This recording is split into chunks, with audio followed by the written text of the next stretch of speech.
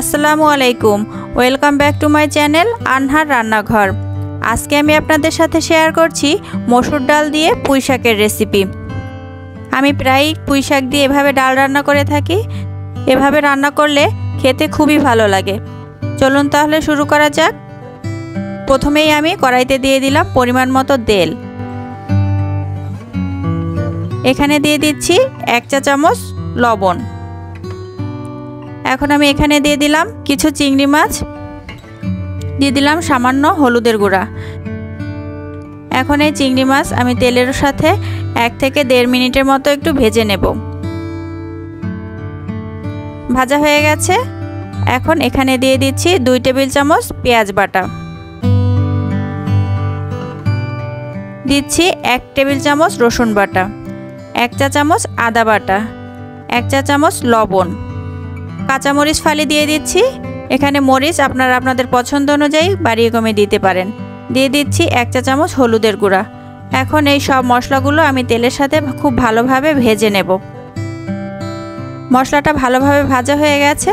এখন আমি এখানে দিয়ে দিচ্ছি 1 কাপ মসুর ডাল। এখানে ডালের পরিমাণটা একটু বেশি দিলে তরকারিটা খেতে বেশি ভালো লাগে। ডাল আর মশলাটা আমরা ভালোভাবে ভেজে নেব। এখন সামান্য পানি দিয়ে দিলাম। পানি দিয়ে ডাল আর মশলা ভালোভাবে কষিয়ে নেব।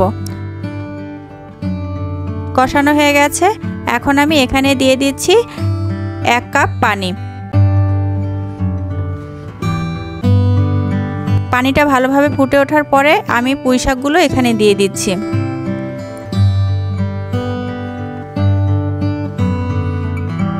ঢাকনা দিয়ে ঢেকে রান্না করব 10 থেকে 15 মিনিটের মতো।